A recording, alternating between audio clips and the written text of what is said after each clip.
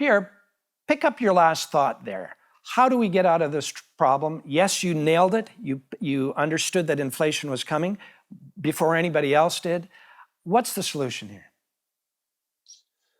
To reverse course, make more, cost less, paychecks, not debt. So instead of creating cash, why don't we start creating more of the stuff cash buys, generate more energy, grow more affordable food, build more houses, and at the same time, stop printing money. That will mean that our dollars will have more goods and services to choose from, and that will bring down the cost of those goods and services.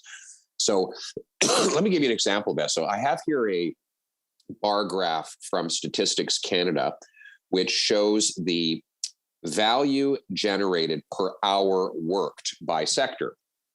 And in Canada today, as of 2020, I should say, for every hour of work done in the energy sector, we get $350 of GDP for 1 hour of work in the energy sector. By contrast, according to Statistics Canada, for every hour worked in the government sector, we get about $50 of GDP. So which of those sectors do you think we have to grow in order to increase the paychecks and the purchasing power of Canadians? Of course, we need to generate more energy so that we can afford to gas our cars and heat our homes. We need to remove the taxes and red tape from our farmers so they can grow more affordable food to put on our plates. We need to pressure municipalities to remove their regulatory burdens and barriers to build houses so we can have more affordable homes, So true. all while spending less government money. So again, instead of creating more cash, we create more of what cash buys, and lo and behold, our dollars will go further. Right. Pierre, I want to pick up on that notion. Business leaders are telling me it's harder and harder to do business today. Rules, regulations, the whims of government are hard to follow. Bans on things like single-use plastics that are going to cost Canadians $250 million a year with no real benefit has people scratching their heads.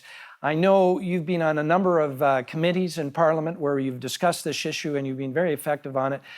It seems the government is focusing on the wrong problems. Would you agree? And how would the Conservatives reprioritize? Well, instead of banning plastics, Conservatives would make Canada the world leader in recycling. The thing with plastic molecules, as you well know from your time as a long time as a vice president of a PVC piping company, that the molecules in plastic can be recycled over and over again, pretty much into infinity.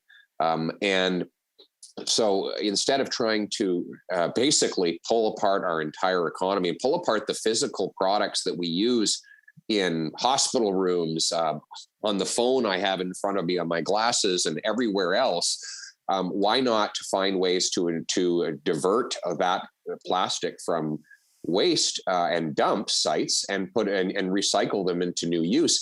We have the most sophisticated petrochemical sector in the world in Western Canada, and we should use our petrochemical engineers to make this the world leading location for recycling plastics. That will save us money, it will save our environment, and it will build bigger and more robust paychecks that are inflation proof for the future.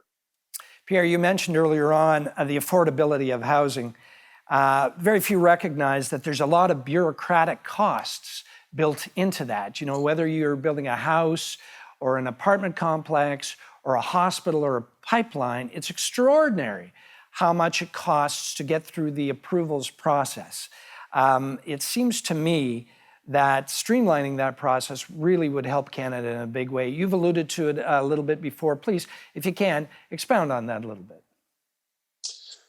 Well, the core political problem is that rich urban elites like to keep poor people and minorities out of their neighborhoods, so they pressure their left-wing city councillors to prevent construction. And they bring in occupational zoning rules and, building zoning rules and other restrictions that prevent builders from building. And that means the supply is limited and the price goes up. Whenever you constrain the supply of anything, you're going to have a higher price.